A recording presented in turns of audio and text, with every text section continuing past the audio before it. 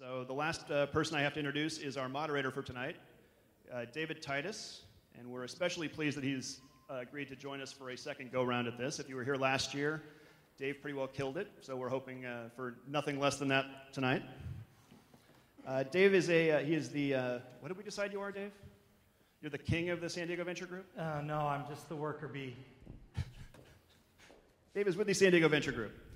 We're glad they partnered with us this evening to moderate the program. San Diego is a healthy, competitive startup economy, and with so much going on in the challenges of our economy, it is critical that we work together toward the success of all the entrepreneurs. So Dave is a co-founder and managing partner of Windward Ventures. What else do you want me to say? That's enough. That's enough. It's time to get started. Okay. Hola!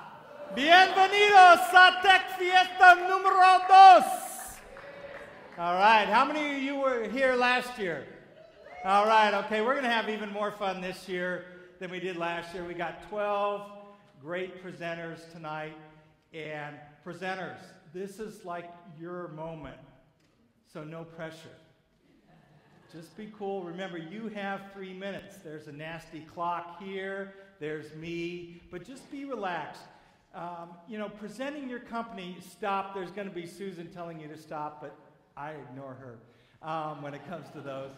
But no, presenting your company is one of the most important things a CEO does. You present to employees. You present to suppliers. You present to investors. And mastering the art of giving a great presentation is really important to the success of a company. So tonight is really an important night for people. So I wish you all a great luck. We're not going to have long introductions tonight. I'm going to introduce speakers. They're going to come up. They're going to sit down. And we're just going to kind of go through this.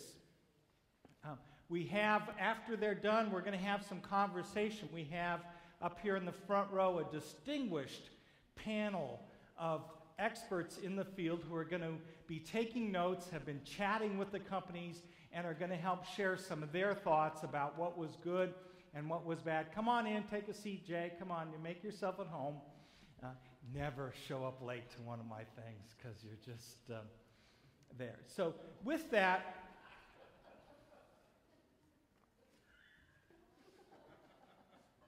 see, I told you we were going to have some fun. The hardest thing about tonight for MIT Enterprise Forum is that other than voting, there's no audience involvement. So I have to apologize to all you MIT regulars who like to get up at the microphone. Jim Good, I'm sorry, there's just no questions tonight, okay? So, but we're going to have a lot of fun. You're going to hear about some fascinating companies, and I think it's time to go ahead and get started. Our first presenter tonight from Blurtopia is Ryan Betancourt. Ryan?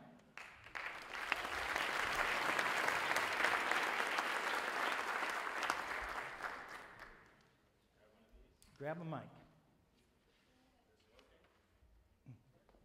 And I'll do this. I will be the keeper of the royal clicker. Royal clicker. Okay. And I can see that, I was going to say Mike walked away with the hot mic. This work? This work? There we go. Yes?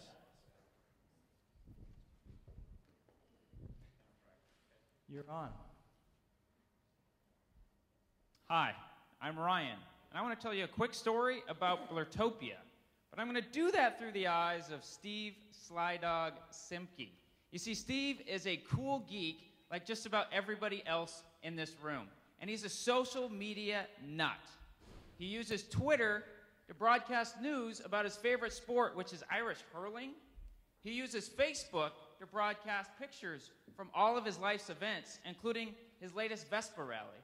And he uses Instagram to take and share great pictures of everything under the sun, including urinals, because we all know that even urinals look cool on Instagram. So Steve just sold his company. He made millions of dollars, and he was trying to decide what to do next. So he decided, I'm going to become an angel investor. So he asked everybody in San Diego, who are the cool companies that are doing neat stuff in San Diego? And he heard about this company called Blurtopia. So he logged onto the website to check out what it was. He had heard that the company was started by some founders who had scaled from 0 to millions of users and 0 to millions of dollars, and he knew this was a social network. And he thought, who else needs another social network? So he opened up the app. He also could do it on the website. And he decided, I need to decide if I'm going to go Fiesta tonight or I'm going to take a nap and siesta. So he took a picture of a Fiesta and a picture of a siesta. He decided to do a rate 1 through 5, a this or that, or a thumbs up, thumbs down question. We call them blurts. And he sent it out to the world. And what happened? In minutes, he had his answer. Everybody said, don't go to a Fiesta. Kick back and take a nap. Well, the bad news for us is he took that advice and he's sitting at home taking a nap. The good news for Blurtopia is he got so addicted to the experience that instead of taking a nap, he sat around and sent out all of these blurts about all of these topics he cares about. Irish hurling, beer, tap hunter, etc. And what he found was he instantly got that we do need another social network. Why do we need another social network? Because all of these are about broadcast. You broadcast out on Facebook, Twitter, etc. But on Blurtopia, you send something out to get something back. You start a conversation about the topics that you like and you care about. And because of that, we have incredible engagement that trounces all of the other social networks because a huge percentage, almost all of our users, add something to the community and interact around their favorite topics. And why that's important, Steve instantly gets it. He sees that one day President Obama can use this to talk and blurt out the things he cares about.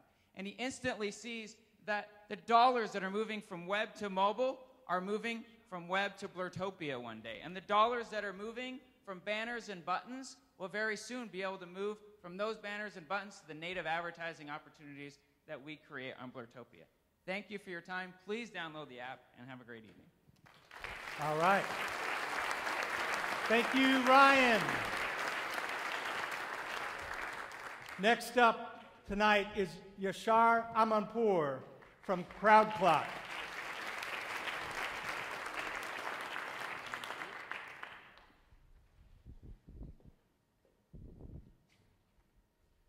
Please hold. Your call will be answered in the order in which it was received. Don't you guys hate when you hear that? It feels for me personally that every time I call to a business that I want to make an appointment with, I hear those lines, or I hear a variation of it. You know, a variation such as, I can't get to the phone right now, so please leave your name and number and I'll get back to you. But as a consumer, that's not what you want to hear. You just want to make an appointment. I mean, isn't that what you guys are trying to do when you call a business? But then we put ourselves in the shoes of the actual business owner. In this case, you know, pretend that you're a hairstylist. You're cutting the hair for your client, and your phone rings. You're up to your armpits in the wash sink. You got a choice. You answer the call, risk annoying your current customer, or do you let it go to voicemail? And if it goes to voicemail, it's the first time they're calling. They might become part of the 81% of people who call a business for the first time, never to call back again. So it's a loss of revenue for that business. We think there's got to be a better way to be able to make appointments. We think that there's a way to get rid of this hassle where consumers can get the appointment they want and businesses can get the dollars they want. So what we've done, we've created Crowd Clock. What Crowd Clock does, it allows instantaneous appointment setting through our proprietary APIs. And the first iteration is an iPhone app. You go ahead and you find the business you want, you choose a service you want, and then you go ahead and make the appointment. It's as easy as that. We also have a social component of it, and that complements the existing business component. So if you want to make an appointment with your friend or your family member, or you want to play a round of golf, for example, instead of texting, instead of calling and trying to find out if they're available or not, you simply see the available activities that you can choose from, and then you choose it, you send it out to your friends, they get it as a request, and then they go ahead and approve it. Now the cool thing about that is you can now go ahead and message people that are part of that event. And the difference between that and text messages, a text message has all these other previous messages associated with it. This is only about that appointment. So, in conclusion, we want to solve the pain point for businesses. We want to be able to perform margin optimization for them. And for consumers, we want to get rid of the hassle where they can go ahead and make appointments at any given time. But we do have something else that's pretty cool. Let's say you're flying to New York, you develop a massive toothache. You need to see somebody right away. Normally, you would call around to see if someone is available. With Crop Clock, you simply put, I want to go ahead and see a dentist. We show you the first available dentist, and you make that appointment. Thank you for holding. How may I help you? Thank you. Thank you, Yashar. Next up is Jeff Filde, President and CEO, co-founder and CEO of GoForms. Thank you. GoForms is a mobile data management platform, and we play in the big data space. Now, I'm sure we all intuitively understand the colossal, terrible time that I have working this. There we go. Somewhere.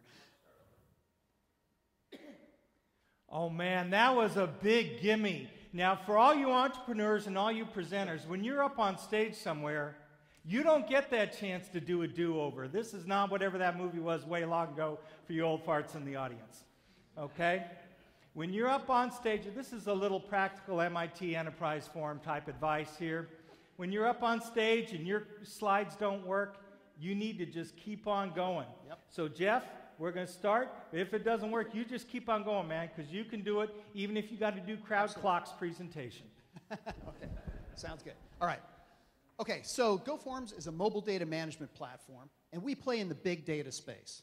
Now, I think intuitively, we all understand the colossal cost and wasted time and expense that paper, all this paper here that you're processing, causes for an organization. And you understand that because of that cost, that people have been trying to solve that for decades. And you'd think that by the 21st century, that would be solved, but it hasn't.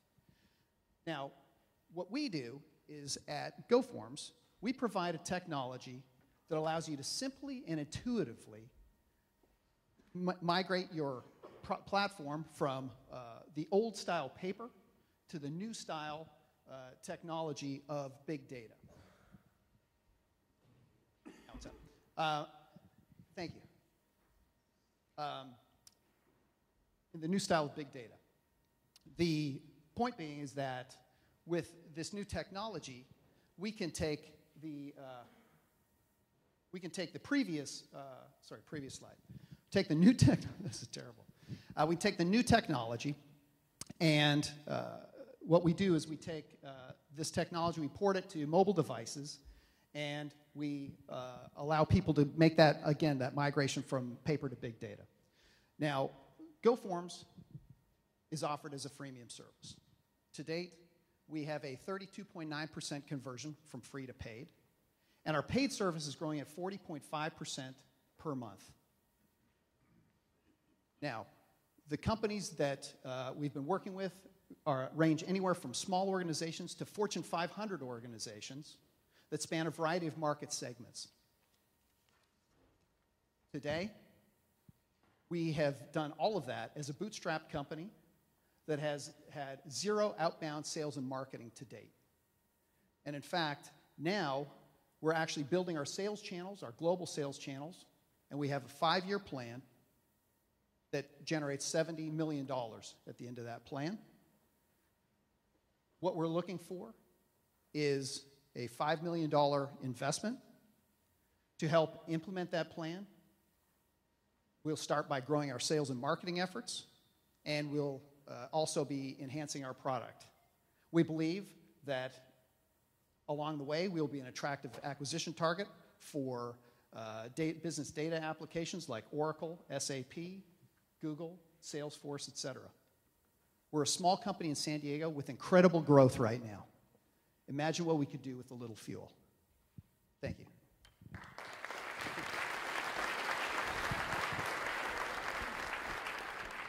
Good recovery, Jeff. Excuse me. Next up is Jane Meyer, President and CEO of Healthy Locks. Healthy Locks, correct.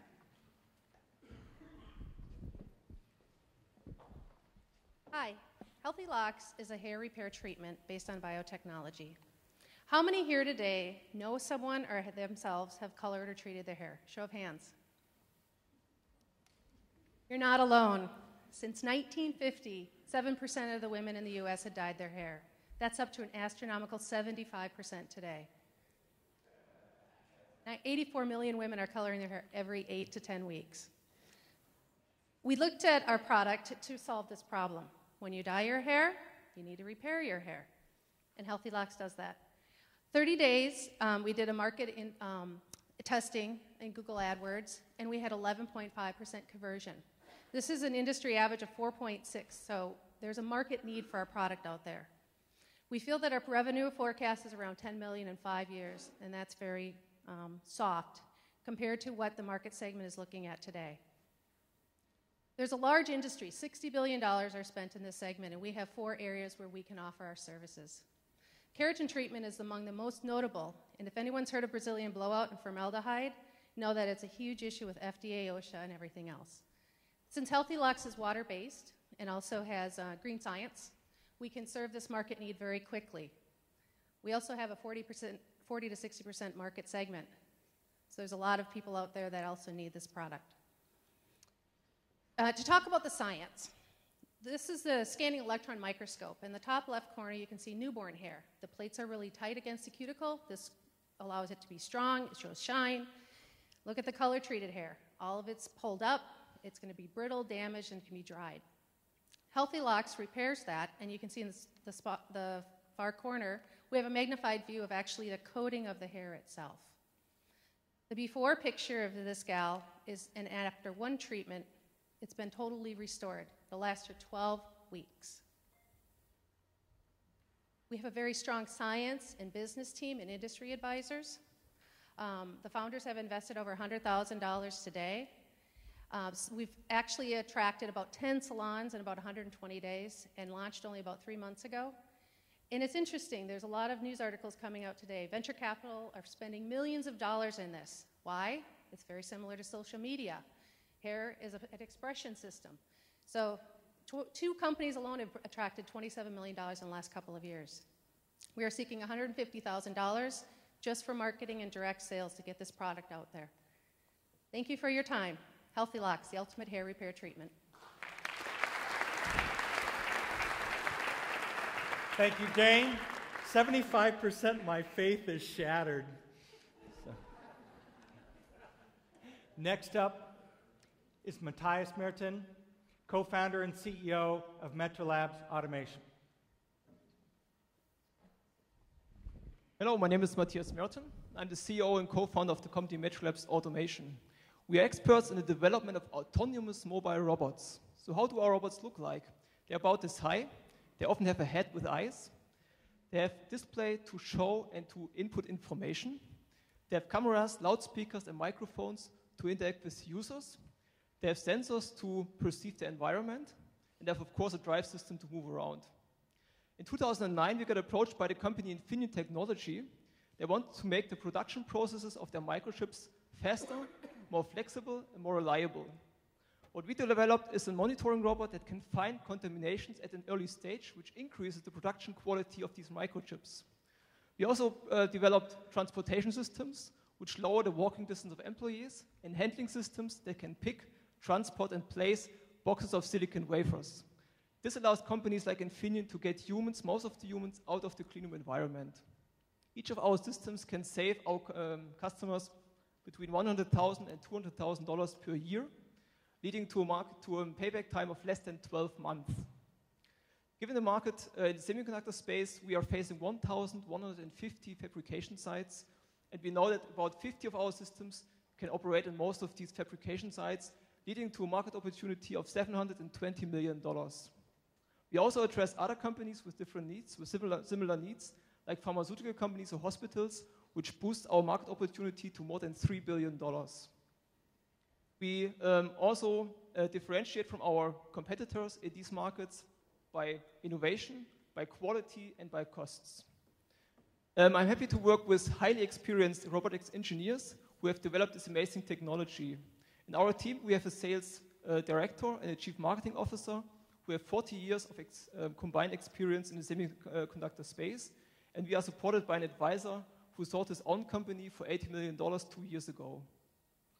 So the opportunity here is to invest $500,000 in a proven technology, in a proven customer benefit, in products already in the market, and in a great market opportunity, and to grow the company together with us to $120 million of revenue after 5 years.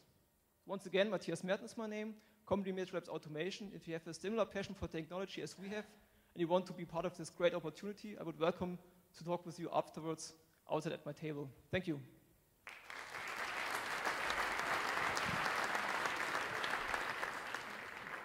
Thank you, Matthias. As the person responsible for introducing folks, I'd like to introduce you to my favorite company. Because this is Mr. Steve Smith. I can do that. I can do Steve Smith all day long. Okay. Anyway, Steve Smith is the CFO of Micropower Technologies. Okay. Hi, everyone. As he said, I'm Steve Smith. Changing the economics of perimeter surveillance. I want you all to remember those 6 words, because that's what we're doing in this $8+ billion camera surveillance market. What we offer our customers is a very unique solution where they can easily put cameras anywhere on their perimeter at a very low cost of ownership. American Airlines, I'm going to give you this example. American Airlines Center in Dallas. Many of you have probably seen the video we have running in the lobby. That's our cameras running live right now. American Airlines had a problem. They, by the way, that's where the Mavericks and the Stars play. They felt that they were losing 20% of their parking intake because of shrinkage, which the rest of us would know as theft. It was just like Qualcomm Stadium or Sports Arena, where you have people giving, you give people cash as you're going in. So they would get 4 for you, 1 for me. 4 for you, 1 for me. They looked at wired systems, and the wired systems were going to end up costing them between $300,000 and $500,000 to do all the trenching and put in place basically the system that they were going to have to use. We were able to put the system in place for them for $50,000, and we got it up for them in a very short period of time. Their vice president of finance told me that the system paid for itself in 2 games. It's 1 Stars game, 1 Mavericks game. Our cameras operate at ½ a watt, so they sit on the pole operating at ½ a watt and are charged by a small solar panel, have an onboard battery that can keep the camera running for 7 days in a closet. We can operate anywhere from Seattle to San Diego, depending on the size of the solar panel. We can send the signal up to a ½ mile on our proprietary protocol, which is on the unlicensed band. So unlike LTE or cell-based systems, we operate with absolutely 0 additional cost to bring that video signal back to the mothership. We focus on key verticals: universities, big oil and gas, large construction sites, big transportation warehouses where you have, and think of these words, assets and asphalt. That's really where our value proposition comes into play. Finally, I want to leave you with 3 things. So you're going to ask the questions. How are we able to operate on this proprietary protocol and send our signal a ½ a mile line of sight? How are we able to use the unlicensed bands with all this RF congestion? And how are we able to do this reliably every day? This is all part of the secret sauce that Micropower is using today to change the economics of perimeter surveillance. Thank you. Thank you, Steve. Okay. Our next presenter is not Permanova. Oh, what happened to Pacific Integrated Energy?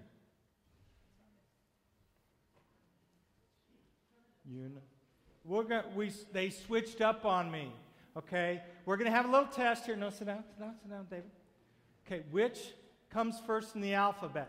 Pacific or Permanova? Okay, that's all right. We're going to switch it up. We are going to switch it up. Presenting next, Matt Benet, CTO. Thank you. I'm here today to talk about heart failure. Heart failure is the most expensive disease in the United States today. 5.5 million people have heart failure. The total cost to hospitals is about $50 billion. The big problem with heart failure is readmissions. Each year, $17 billion is spent on readmissions due to heart failure. Heart failure patients get readmitted to the hospital when they go off their meds or their diet. When this happens, they get an accumulation of fluid in their chest, they get labored breathing, decreased blood flow, increased heart rate, they start to feel lousy, they go back into the hospital.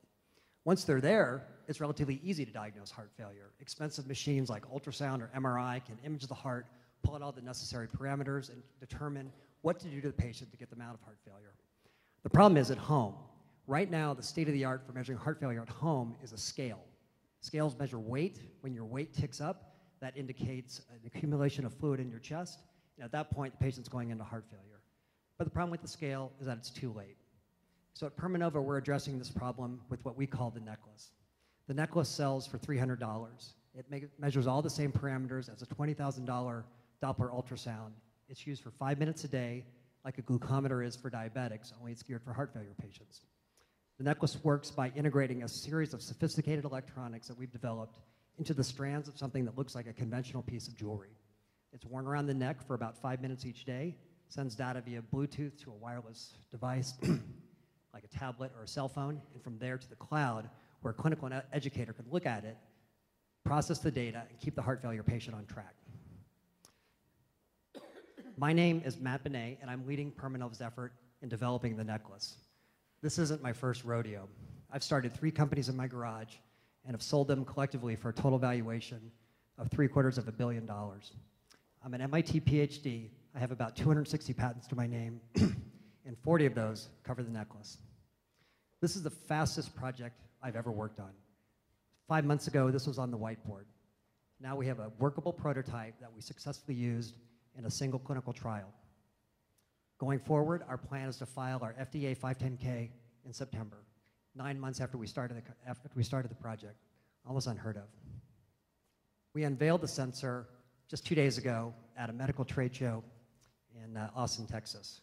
The response was amazing for such an early stage prototype. I'm here today to garner investment from a strategic partner, possibly a small scale VC, to give us the funds we need to take this prototype, develop a sophisticated medical product, and finish our clinical trials. This is a platform that has extension to dialysis, hospitals, clinics, skilled nursing facilities, and other areas in the hospital. Permanova, necklace, keep your eye on it. Thank you.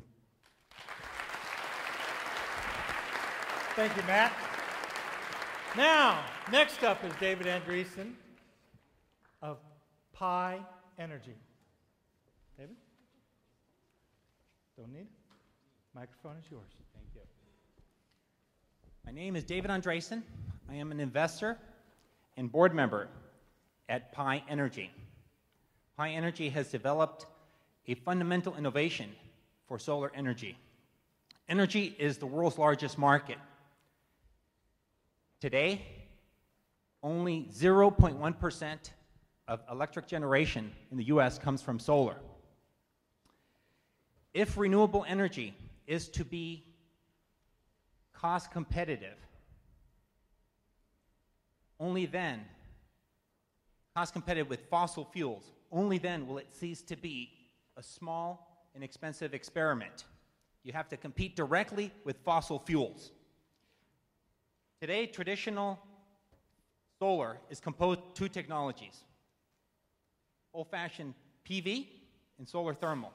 Pi Energy has developed a 3rd type of solar energy technology, which promises to be far more efficient and generate power at a far lower cost. The technology from Pi Energy is based on plasmonic coupled metal, which uses inexpensive materials to capture the wave nature of light, exploiting the wave nature and allowing for a broad spectral sensitivity and absorbing across a broader spectrum with higher potential theoretical efficiencies. The key is inexpensive materials. Our initial prototypes have been independently vetted and we have received grant funding.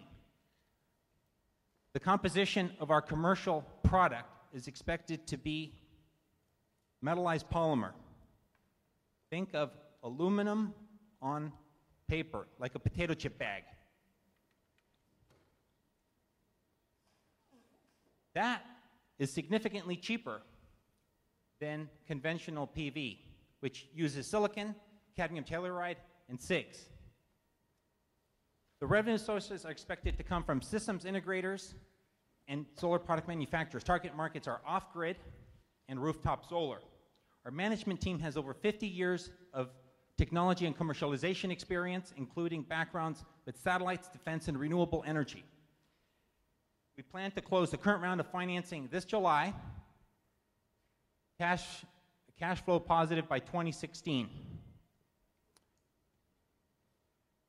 If we continue on our current trajectory, we plan to get to 7 cents a watt by 2018.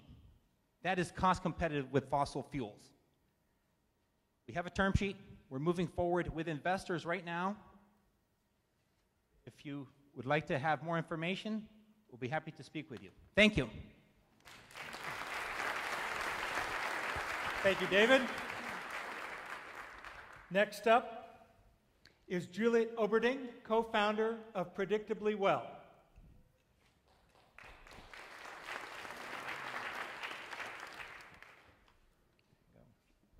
Good evening. There's over 10 million people in the United States with chronic autoimmune conditions. And the cost to individuals, businesses, and society is over $100 billion. This is comparable to heart disease and cancer. These lifelong conditions primarily impact women with onset in their 30s and their 40s. One of these women is tennis champion Venus Williams. 2 years ago, Venus Williams dropped out of the US Open and announced that she had a chronic autoimmune disease that was zapping her energy.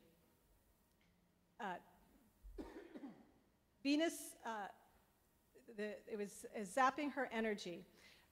Venus is back playing tennis today, but she says that every day is like a roll of the dice, referring to the roller coaster of symptoms, of flares for people with autoimmune diseases.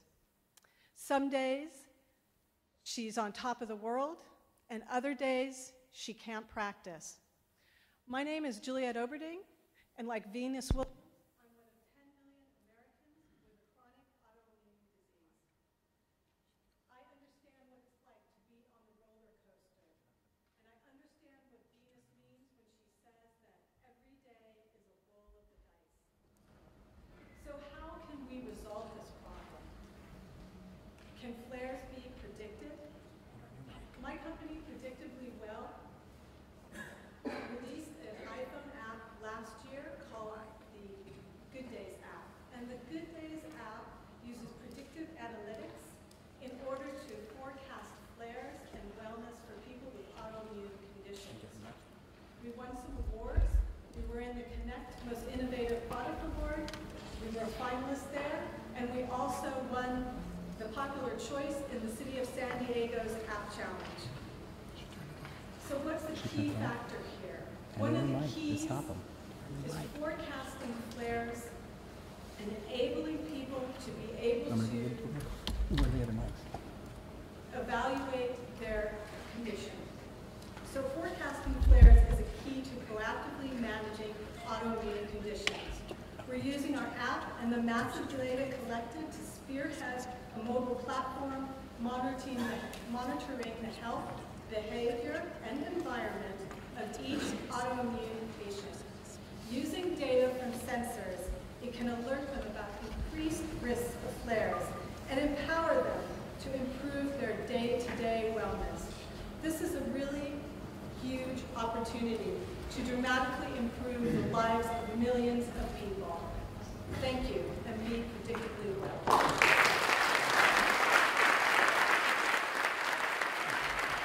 I'd like to congratulate Juliet. Now, that was a great example. She lost her mic halfway through, and I hope you people in the back can hear, because she didn't lose a beat.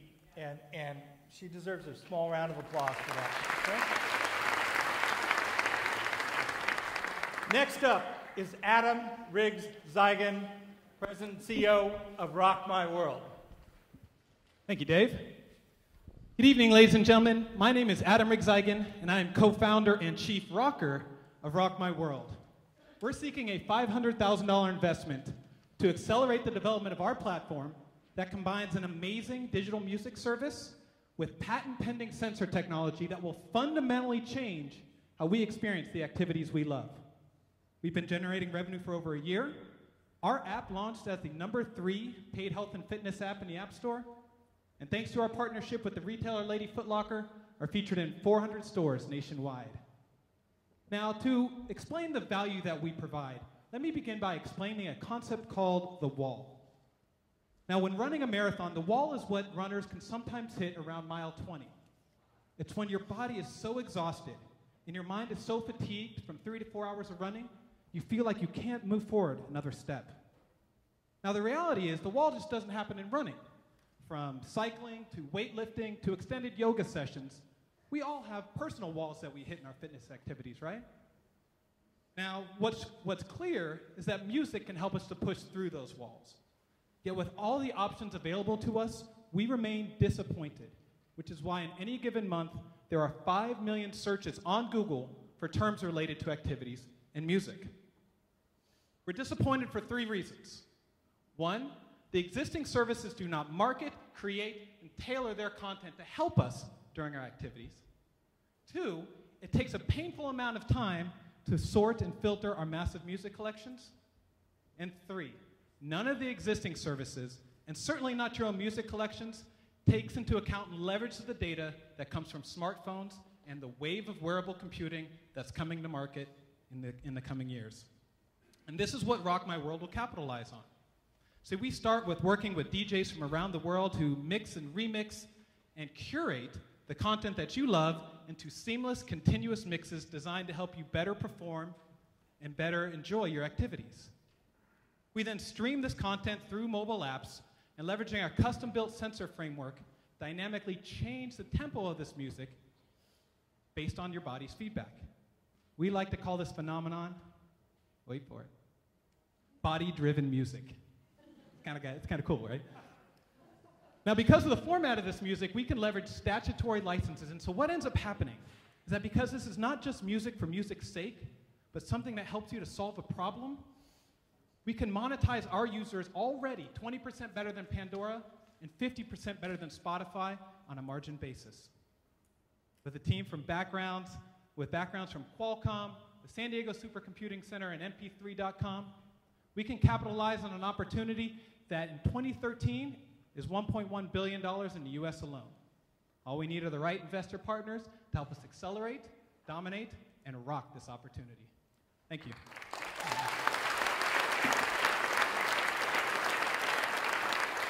Thank you, Adam. Next up, for after you've rocked your world with your workout, is Melanie Gordon of Tap Hunter.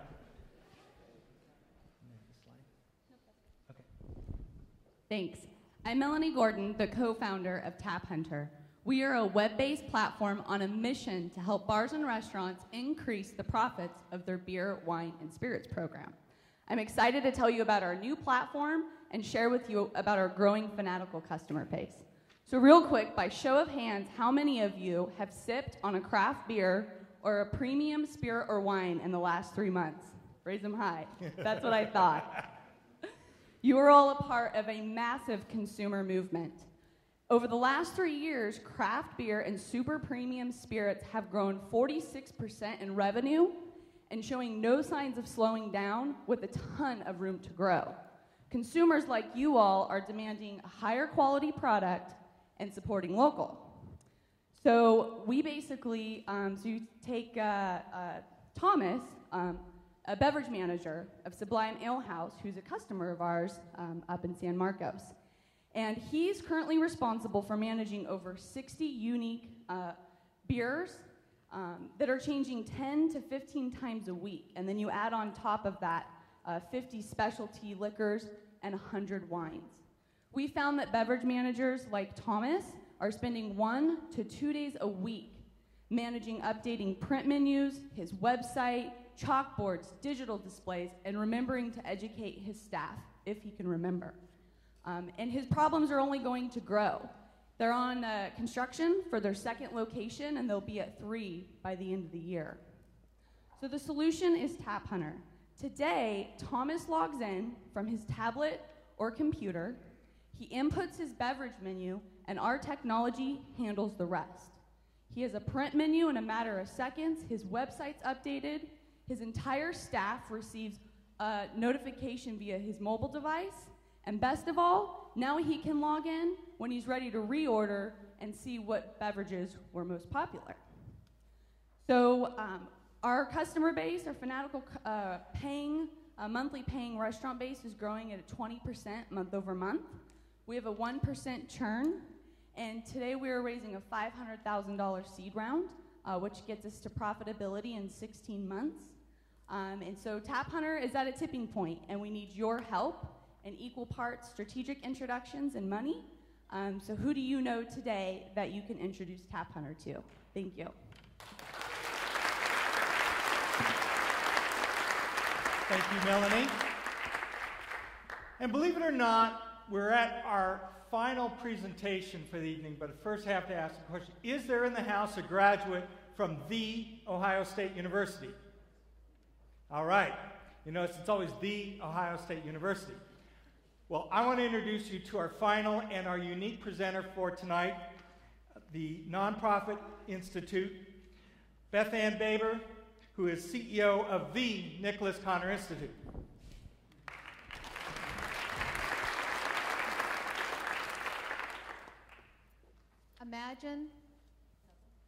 Imagine one morning your child wakes up with a severe headache. And you go to the medicine cabinet, and all you have is adult medication. You call the doctor, you explain the situation. He says, well, give your child 10 times the adult dose. Well, you question that recommendation. And he says, it'll cure the cancer, but let's watch out for the long-term side effects, such as bleeding, vomiting, and liver dysfunction. Well, this happens every day for 40,000 children that are undergoing adult therapies for cancer to cure their cancer. And we'll look at the collateral damage later. Well, as a result, 75% of our children that are treated have severe long-term side effects, organ failure and secondary cancer, among others. Now, in 2005, my son received the pathology report that he had high-risk neuroblastoma, a cancer of the nervous system. But the markers that came back for the test concluded otherwise. The only treatment was a bone marrow transplant.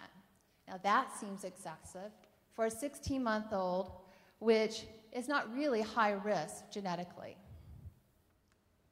So what is the solution? The solution is STORM, a collaborative cloud-based knowledge network, data repository that would provide a point-of-use therapeutic decision support platform. Now, we'll have patient data and tumor data will be uploaded into this cloud. The oncologist receives a best practice treatment recommendation, and the outcome of that patient is loaded up in the cloud. Who will be using this? The community hospitals that treat 80% of our children. And they can share that data and get the best practice treatment recommendation. Now, our team is composed of many. An honest broker, TNCI, oncologists from many leading institutions such as UCSD and Stanford, researchers, and also companies that are pushing the boundaries of precision medicine, such as Oracle and Caris, and very, very active patient advocates. Now, STORM phases is determined by its level of funding. We have a development phase, which will be supported by the government, system rollout by large foundations, but my ask today is with the design phase. We are seeking 250,000 plus key connections and in-kind services to support the design stage. It will provide a platform development, It would also secure the federal funding. Now, we are looking for superheroes to help us create this storm. Are you one of them? Thank you.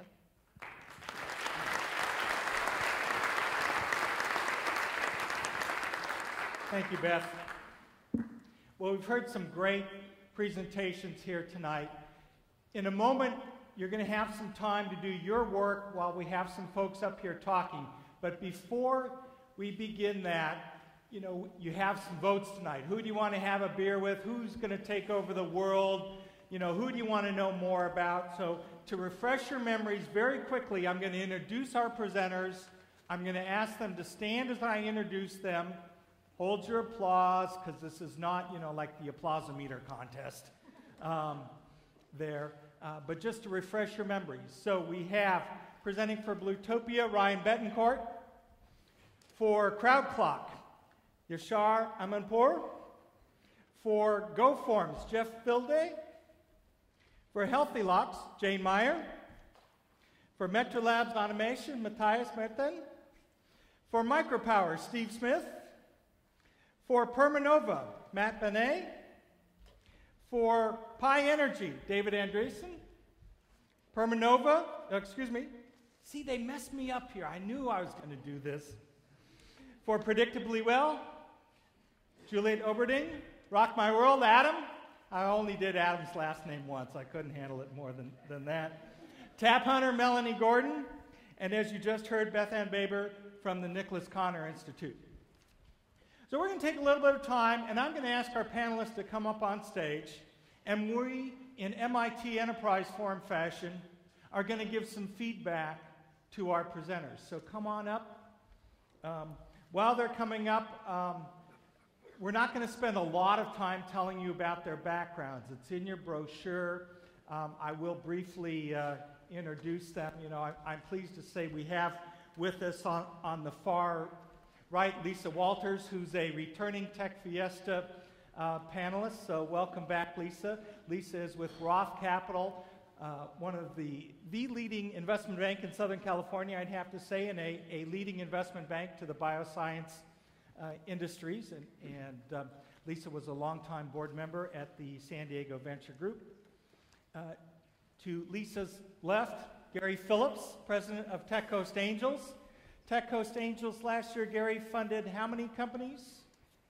I'm not sure the number of companies. I can tell you the dollar amount. Okay, the dollar amount? About 14.6 million. 14.6 million into companies here in San Diego. And Gary has a long background in research and development and is an advisor to a number of companies.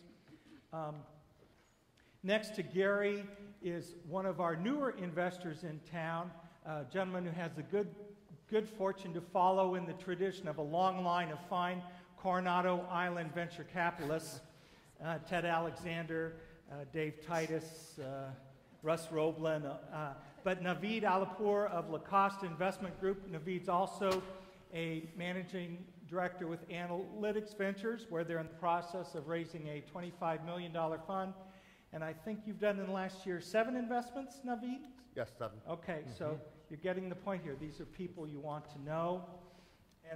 And then last but not least, new to me and new to our stage is David Carmen. And David, I don't know anything, so you're just going to have to tell people, what you've done and everything, because I can't read my notes here.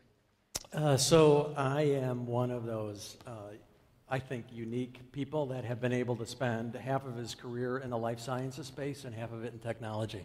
So I'm a bit bipolar when it comes to looking at businesses. So delighted to be here and currently in 7 deals and doing more investment in the healthcare and technology space. Thank you. Okay, so we're going to talk a little about tonight's presentations, and as our veteran, I'm going to ask you, Lisa, to start off. What'd you see? What'd you like? What did they do well? What could they do better? Yeah, and you guys can hear me okay? I was one of the judges or panelists, whatever I'm called, last year, and I have to say, I thought you guys rocked it. I mean, you really did a great job on the presentation, because in 3 minutes, you can't really do that much. You have to establish, A, why am I talking to you? Is there an interesting business proposition? Why you? And the one thing I would suggest to all of you to kind of bring in is how an investor is going to make money, because I work with more public investors, but you got to kind of, capture their attention. So make sure you build that into your business model or your presentation as you can. I was assigned a couple of companies. Should I go through those now? If you'd like, sure. A couple of companies to talk to you a little, because 3 minutes isn't enough time. The first one was Permanova, and Matt, I have to tell you, I put a star next to your presentation. I thought you did a fantastic job. Now, in fairness of full disclosure, I'm a medtech banker, so I do understand the cardiology market and the need. But I thought you did a great job. You established the market, threw some numbers out. I loved talking about scales versus monitoring, because he's right. Nowadays, people are just weight. They look at changes in their weight, which could be more than just fluid retention. The other thing you brought up was now hospitals under Obamacare now have to absorb the cost if a patient comes back. So you play into that as well. I looked, and then you talked about 5 months to getting to a prototype, and then you also talked about yourself. So in 3 minutes, when you want to pique my interest, you definitely did. So I give you a star. My other one was Predictably Well with Juliet. And Juliet, you did a great job considering you had no microphone, but I'm in the front row so I can hear you. It's interesting, she's talking about autoimmune diseases and fibromyalgia. I worked on a company who was trying to raise money for fibromyalgia about 10 years ago, and people would call it fibromalacia. So we're saying to them, this is not a country in Southeast Asia, this is actually a medical condition. So it's come a long way that you're actually tracking symptoms. I thought you did a great job too. I would spend a little less time on Venus and even yourself when you only have 3 minutes, and talk more about kind of the value proposition, the fact that these events, if the patients are putting in their own diaries and then you're tracking kind of what's going on in their environment, how they could be avoided. So I thought you did a great job. So I'll stop and let the others go, and then we can talk more about the other categories. Terrific. David, what'd you like? What knocked your socks off? On a macro level, everybody had interesting businesses. And I think that the thing that I typically zoom in on are things that have to deal with scalability. So regardless of what the financials say on the slide, because they'll all be vetted out in due diligence. If you've got scalability well thought out, that's 90% of the game. So I'd say that. The other thing I want to say is, we live in an amazing community in San Diego. So just contemplate this for a minute. I wake up one morning and I hit my Crowd Clock app. I reserved my favorite bar stool at my favorite bar that I found on Tap Hunter. Then robots created my drink and delivered it by Matthias's technology and deliver my drink. Then my cell phone battery dies. And then it dies because I'm texting my friends at Brutopia. And then I charge my cell phone on PI Energy Technology. Then I feel hungover the next morning and I pick up my Predictably Well app and find out what the hell I did last night. Don't we live in an amazing community? So if you're not even up here tonight, we got a great community.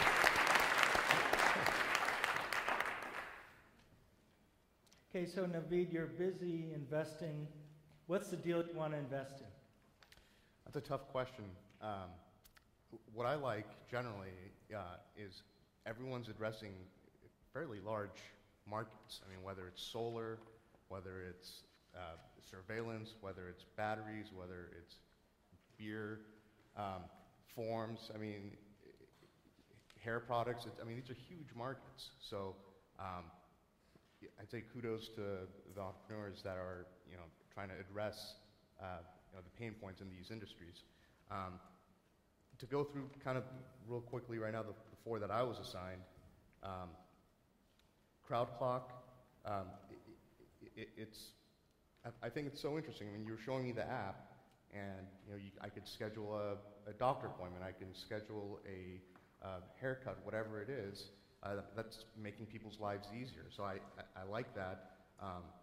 There are questions of scalability, and are you are you dealing with SMBs, the small, medium-sized businesses, or are you going to go to the big enterprises? What's faster? That would be interesting to me. And then also there's integration to Yelp, to Foursquare. So definitely something that I would, on my radar that I would want to follow up on. GoForms, a huge market. I mean, just the analytics, the tracking, the pharmaceutical industry, the financial industry. You've got sales forces like AT&T, Time Warner, utilities, with all these people out there, and they need to keep track of records. And with a legal hat on, just the risk mitigation there is huge if you can track this information. So I mean, it's amazing. And I think you said you have 1,300 customers, and this is all with no outbound sales, which is, I think, fantastic. Healthy Locks, David is not. Notice we have like 4 guys up here, all have their hair, so you know we're all big fans of Healthy Locks. Do you know how hard it is to keep this gray? It keeps wanting to turn I around don't on know, me. Is that hard? Well, David assigned this one to me because he likes my hair. Yeah, and I did win best hair in high school, so that was fitting for me on this one.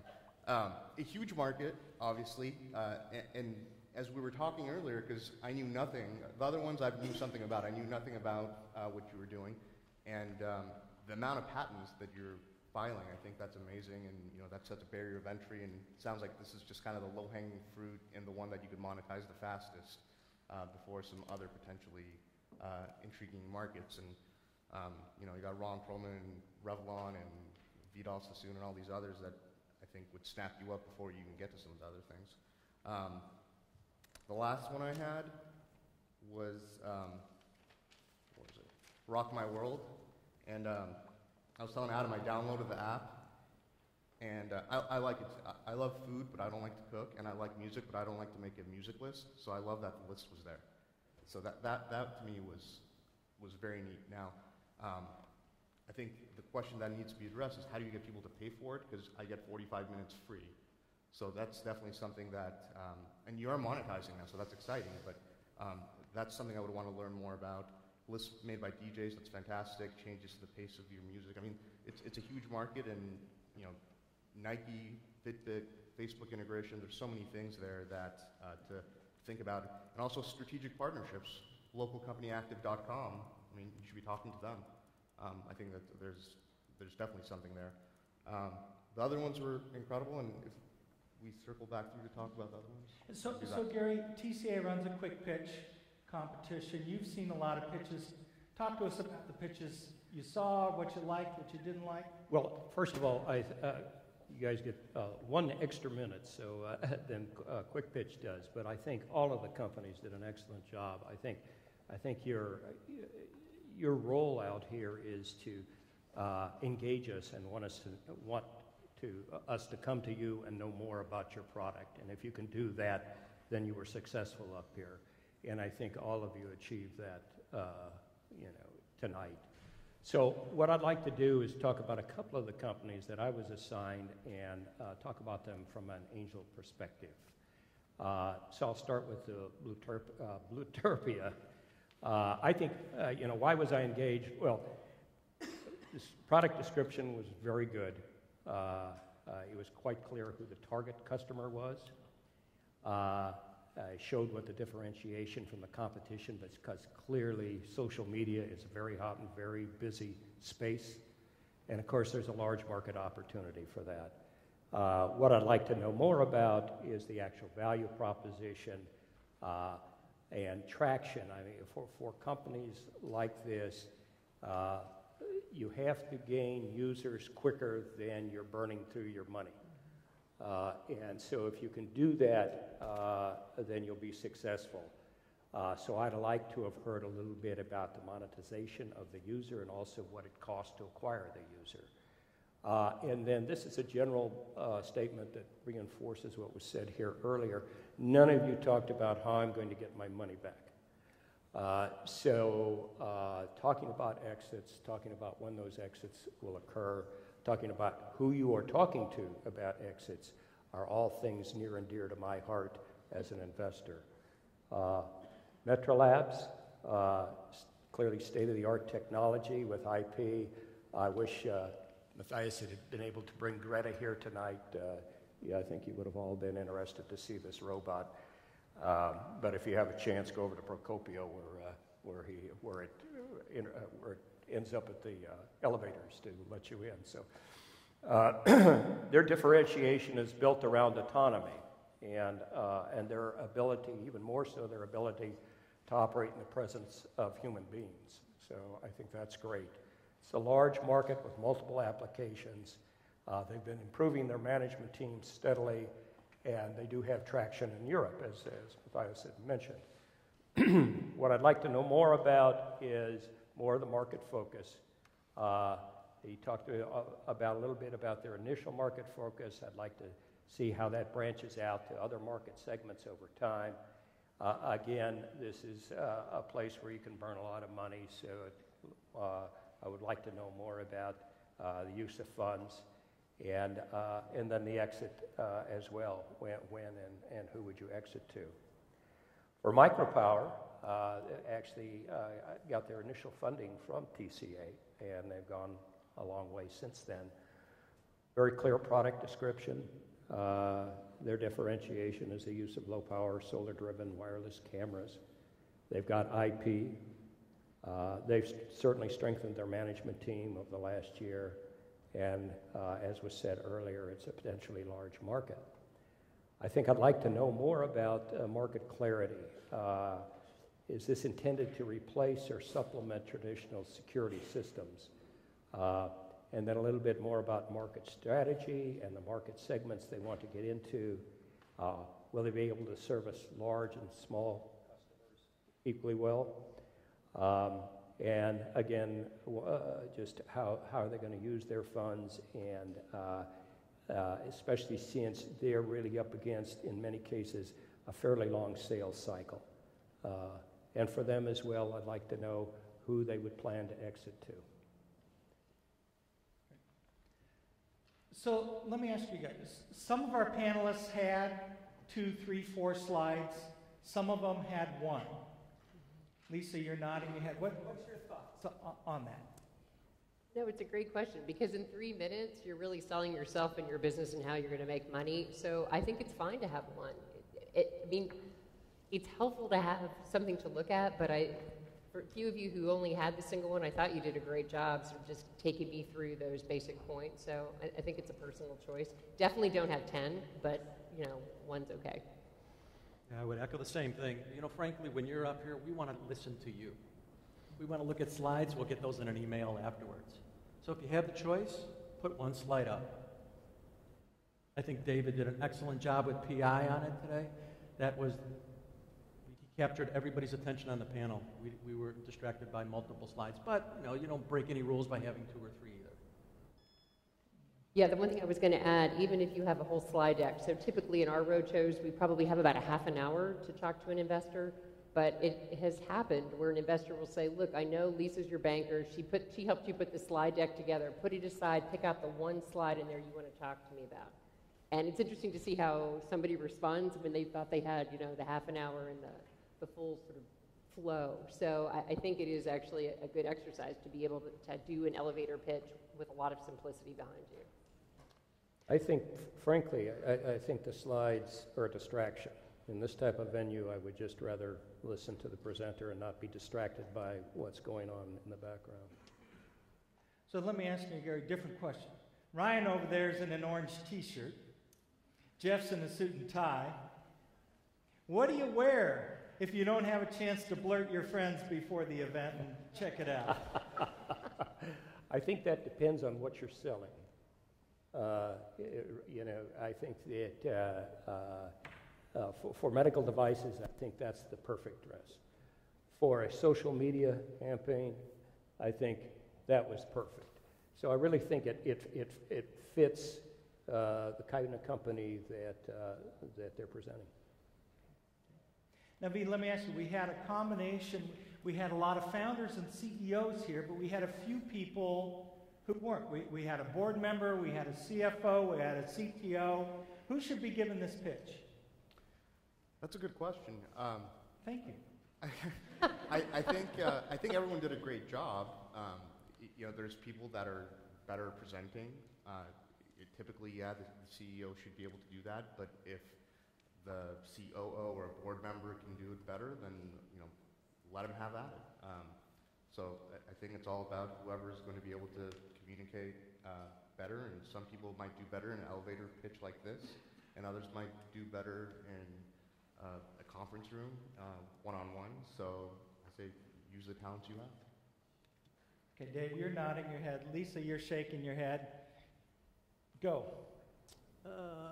I agree with David. Frankly, it's who you've got that is going to be the face of the company.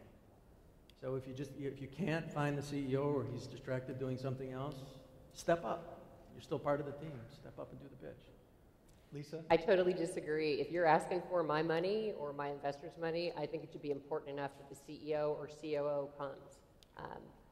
And I say, David, being a board member, it doesn't necessarily have to be, if the CEO's out, okay, there's usually a couple of people on the team, but there's no way you're going to know the business the way they are. They live it. And so I'd want to see you, because we're making a personal decision of we're investing in you, not just the technology. So I think they should be there.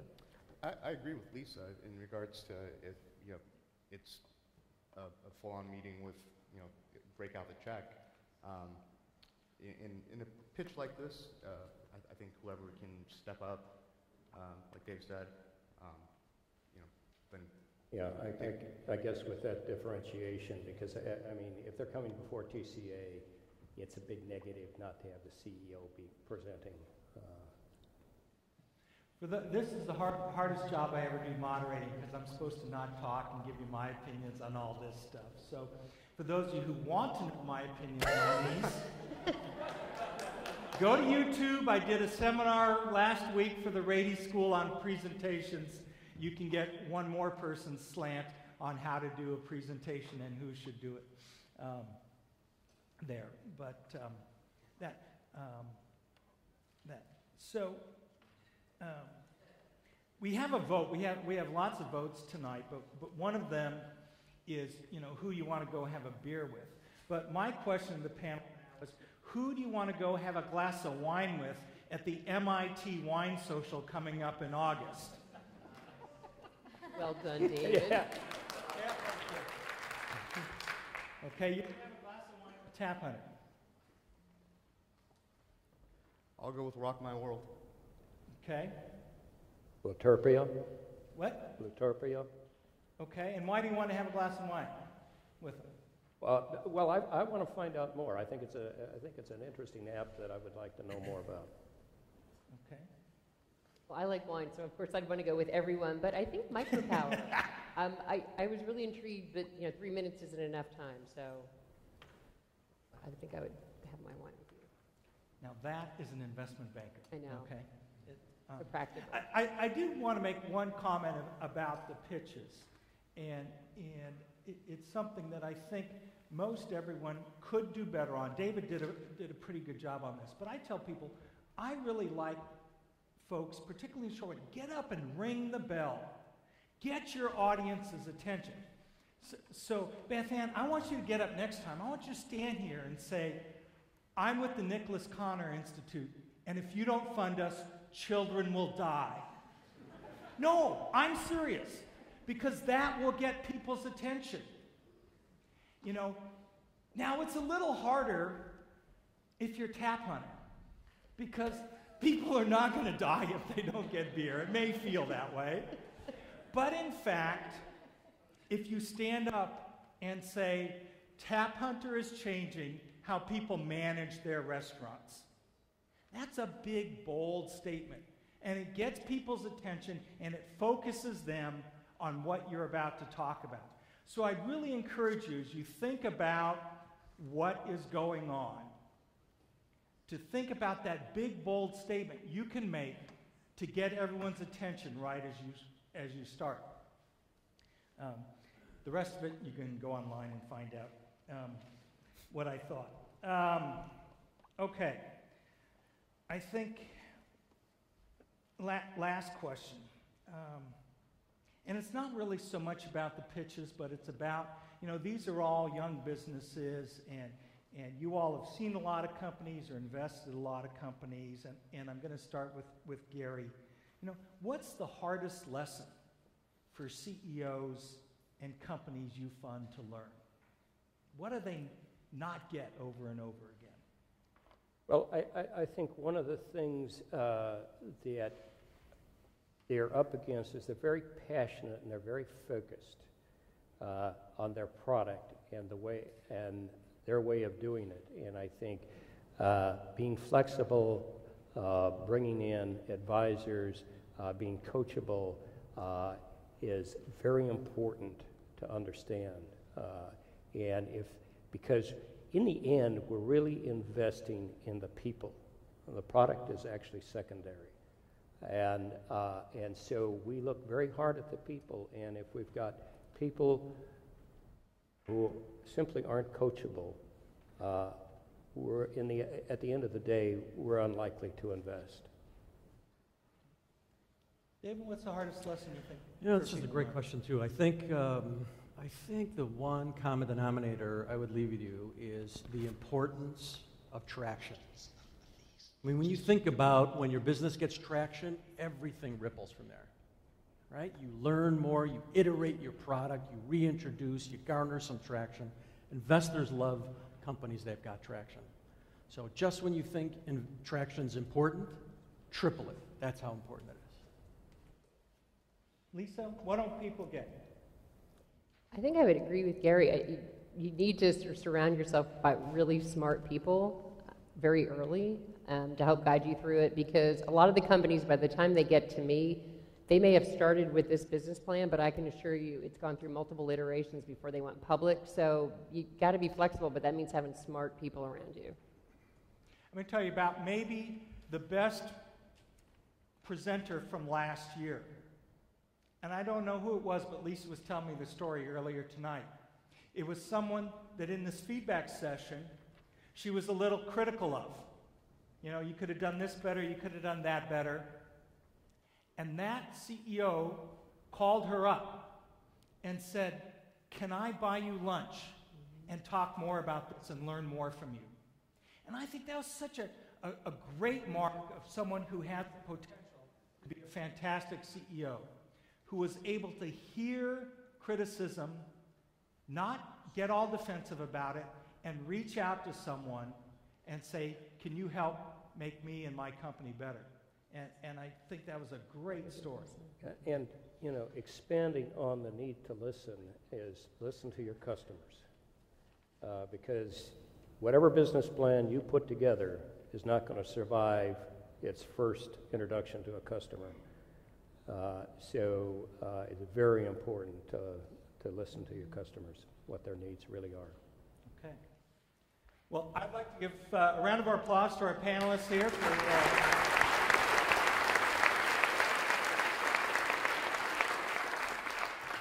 So now comes the hardest, chaotic part of our night, which is voting.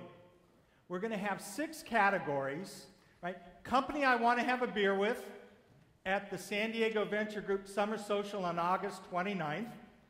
You really didn't think I was just going to slide the wine thing in there, did you?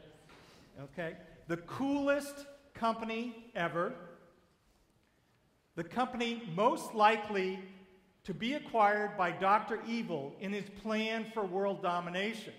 Unlike last year, I don't know that we have such a clear winner as we had last year. The company most likely to develop a cult following. And finally, the company I want to hear more about. So we're going to do these one at a time, but I encourage you, if you haven't figured out who you're voting for now, you need to do it in the next 60 seconds, because this is going to go by pretty quickly. And if you need to take a seat, panelists, that's okay, or you're welcome to stay up here either way. Okay, so you can either text your vote or submit your vote online.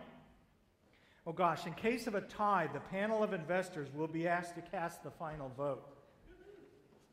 Okay. Okay, you have instructions, texting. Have we got the instruction? Okay, so company I want to have a beer with. You can see. You text these keywords or you go to pollev.com/MITEF.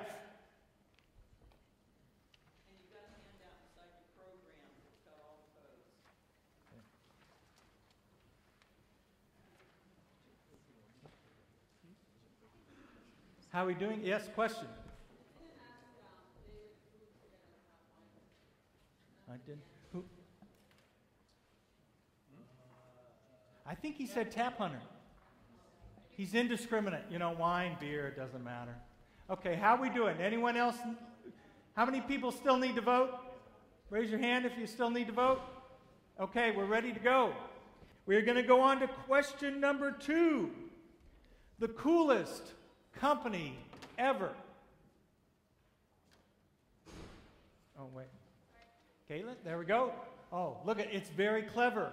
You go from one name to 2 name, okay? So, coolest company ever. Take a few moments. Cast your vote. Yes, presenters, you can vote for yourself. It's okay. I'm a firm believer in stacking the ballot. I spent a week in Chicago once.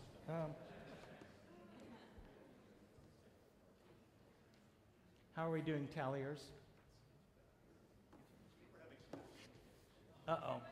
We're having technical... Okay, this is the part where we go back to chatting with the panelists while we figure out the technical details here. This was the alpha test, this is the beta test. Okay, so while they figure out the technical details, okay, crowd clock has an appointment. They have to go somewhere, so okay, so I'm going to ask you, Gary, when you're listening to a pitch, people can talk about management, market, technology.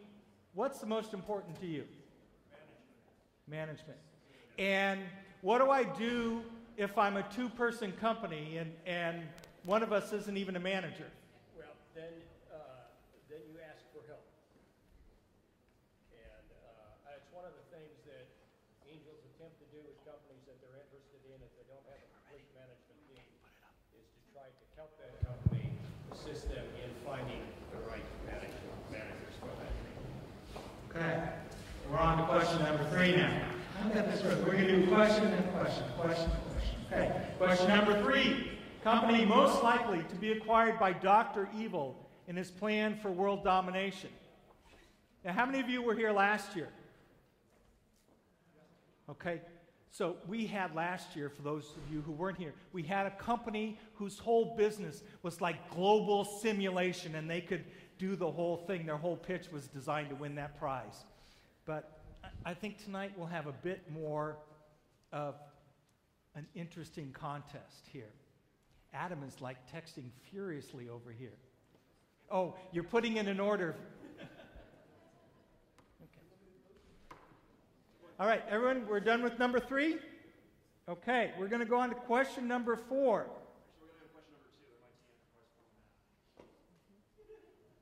Oh. Okay. We're giving it a second. Okay. So while we give it a second, I'm going to say, Naveed, you've made 7 investments in the last year. Is there anything you could say those 7 investments have in common? Definitely. One is, in following up earlier comments, is it's team. So for me, it's 70% team. The other 30% is a disruptive service or product. And then the third thing I look at is what is an exit strategy? So while in Lacoste Investment Group, we say we're industry agnostic, I'll probably never do a life science deal or a clean tech deal, frankly, because the exit will be too long. It'll take 10 years. So I look at team, is it disruptive, and will the exit be 3 to 6, 7 years, not 10 years plus. So they're all different industries, but that's what they have in common. Okay. We're going to go to question 4 now, right? Question 4, which would probably be 4 plus the keywords. There we go. There we go. 4. Okay, so question number 4. Company most likely to develop a cult following. That's interesting. Does it have to be a large cult, or could it be a really small, dedicated cult? Okay? Up to the voters to decide, okay? So, Dave, if you were going to have a cult, Yeah. would it be a tech cult or a life science cult? Definitely a tech cult. They're the coolest. Why would it be a tech cult? Because we probably could invent something to get us out of the cult. Okay, that's really not fair. He's a good sport letting me pick on that. How are we doing there on question number 4? Because this is the part they don't write a script for. We can move on to question number 5, thank God.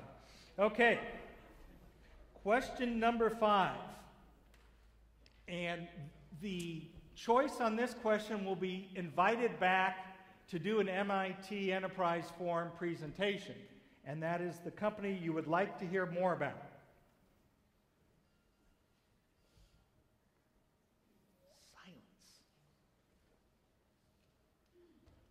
I think it's the desk things. They make everyone really quiet, you know.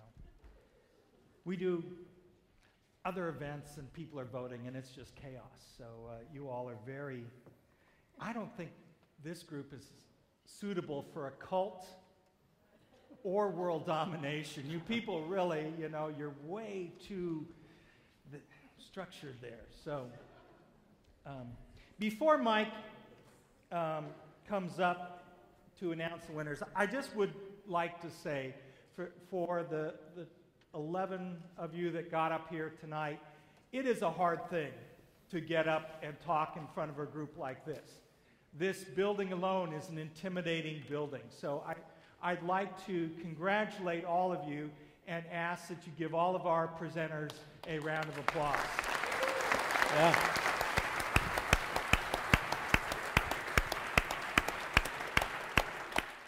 That being said, this is not kindergarten. There are winners and losers. Okay? And every day. We have coolest company ever. We can now vote for number 2. Oh, we didn't do that? No, that was the one we skipped because we couldn't get Oh. So now we're ready. Well, shoot. We gave you all a round of applause too soon. We have to vote again for number 2, coolest company ever. So try that again. Hopefully it works. If not, we will go to the applause-o-meter. I was able to vote. Okay. Okay, while you're doing that, next MIT Enterprise Forum event is June 12th. Mark your calendar. It's about cybersecurity and how to make voting secure. No, it is on cybersecurity.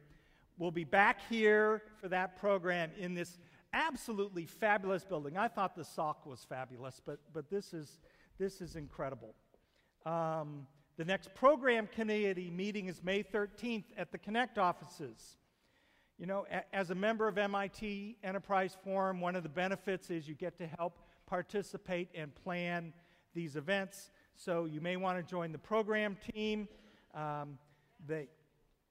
Yes, okay, we need program team people here. So get involved. You'll be glad you did.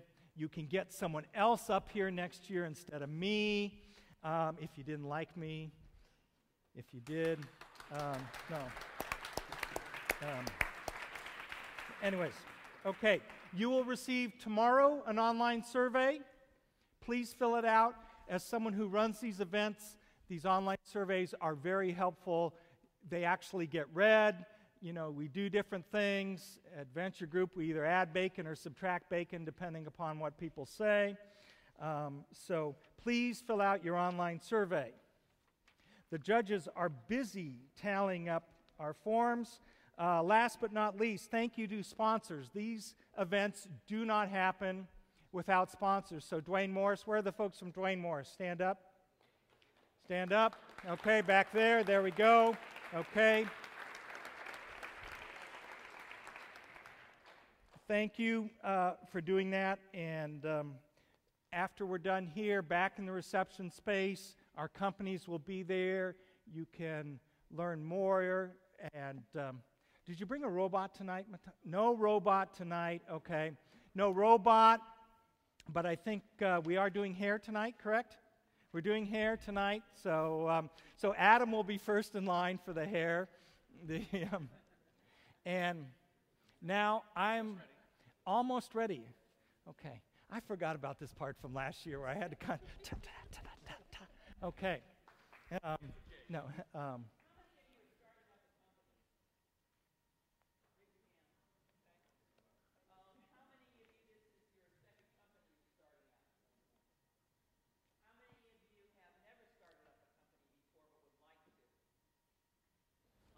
Okay, you people, I got to talk to you because starting a company is insane. Okay, really, only crazy people start companies. And if you, okay, those are presenters. Raise your hand if you agree with the statement that only crazy people start companies. Yeah, it's not a rational thing.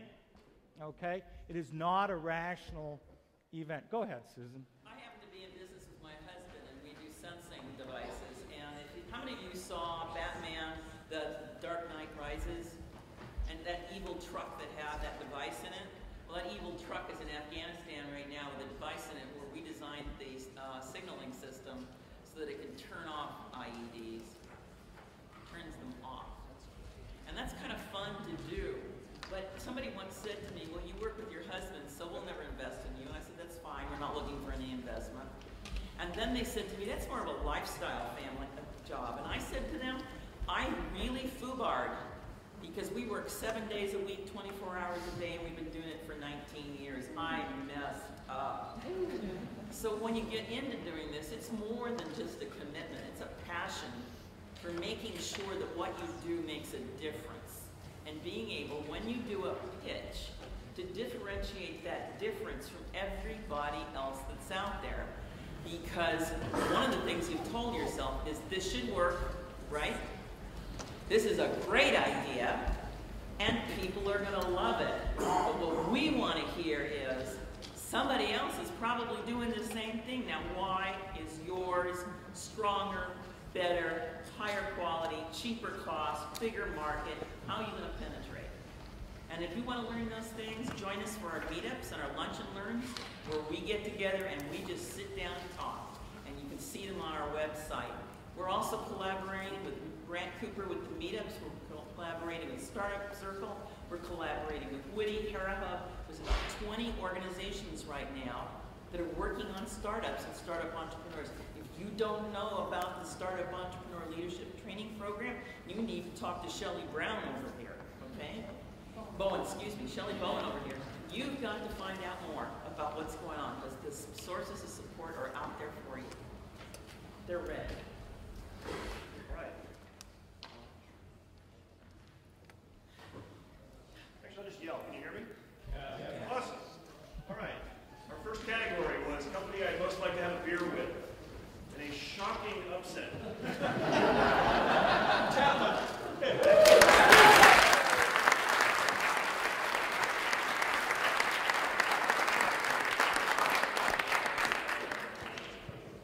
Our artistic vice chair made up a little plaque for everybody that has a little logo that goes with each one. So this one's the beer one. Come find Melanie with your plaque. So is this live? All right, next category, which we finally got to vote on. Coolest company ever, Rock My World.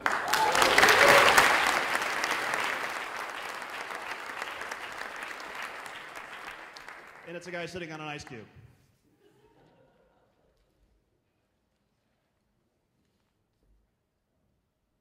And another category that I think we could have predicted to begin with.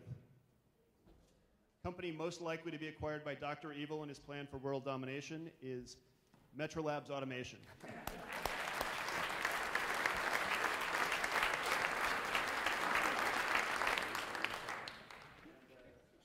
With apologies to Mike Myers, there's Dr. Evil. Get those things with frickin' laser beams on top of them, please. Matthias is now going to raise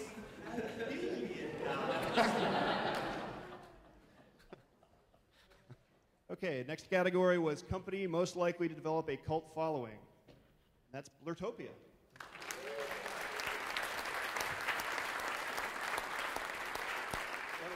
A bunch of little cult members in coats.